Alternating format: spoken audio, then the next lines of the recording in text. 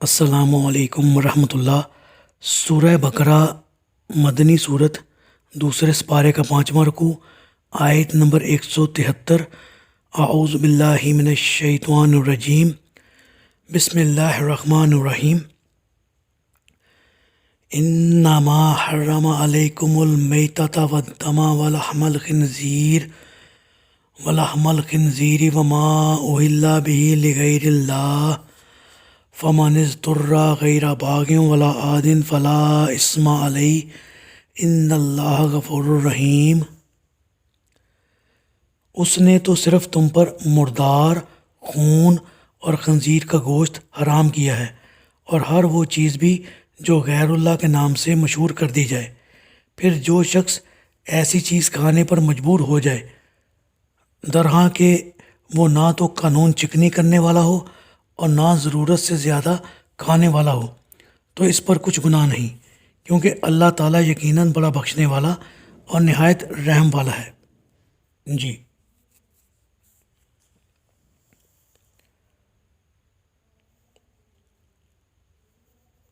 اس آیت میں 4 چیزوں کا ذکر کیا گیا ہے۔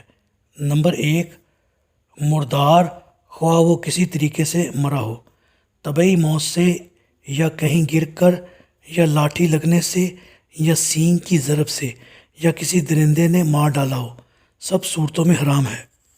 نمبر 2، وہ خون جو ذبح کرتے وقت رگوں سے باہر نکل جاتا ہے اور جو گوشت کے ساتھ لگا رہے، اس میں کوئی حرج نہیں۔ نیز حدیث میں آیا ہے کہ 2 مردار حلال ہیں، یعنی مچھلی اور ٹڈی، اور 2 خون حلال ہیں، کلیجی اور تلی، جو منجمد خون ہی ہوتا ہے۔ نمبر 3، خنزیر یا سور جو نجس عین ہے، اس کا صرف گوشت کھانا ہی حرام نہیں، بلکہ یہ زندہ یا مردہ اس کی کسی بھی چیز سے استفادہ جائز نہیں۔ نمبر 4، ہر وہ چیز جو اللہ کے علاوہ کسی دوسرے کے نام پر مشہور کر دی جائے، عموماً یہ سمجھا جاتا ہے کہ جس جانور پر ذبح کرتے وقت اللہ کے سوا کسی دوسرے کا نام لیا جائے، صرف وہی حرام ہوتا ہے۔ یہ تصور بالکل غلط ہے، کیونکہ قرآن کے الفاظ میں نہ جانور کا ذکر ہے نہ ذبح کا، بلکہ ماں کے لفظ میں عمومیت ہے۔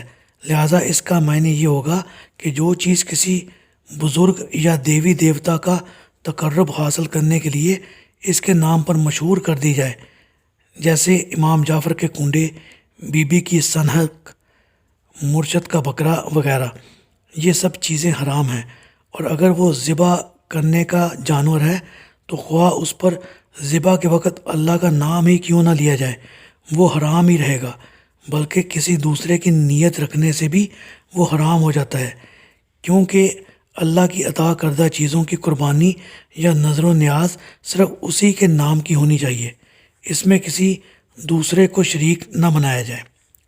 ہاں، اگر کوئی شخص کچھ صدقہ و خیرات کرتا ہے یا قربانی کرتا ہے اور اس سے اس کی نیت یہ ہو کہ اس کا ثواب میرے فوت شدہ والدین یا فلاں رشتہ دار یا مرشد کو پہنچے، تو اس میں کوئی حرج نہیں۔ یہ ایک نیک عمل ہے جو سنت سے ثابت ہے۔ اس آیت میں حرام چیزوں کو استعمال کرنے کے لیے اللہ تعالیٰ نے 3 شرائط بیان فرمائی۔ نمبر 1، اسے بھوک یا بیماری کی وجہ سے جان جانے کا خطرہ لاحق ہو اور اس حرام چیز کا کوئی بدل موجود نہ ہو۔ نمبر 2، وہ اللہ کا باغی یا قانون چکن نہ ہو، یعنی جو چیز کھا رہا ہے اسے حرام ہی سمجھ کر کھائے، حلال نہ سمجھے۔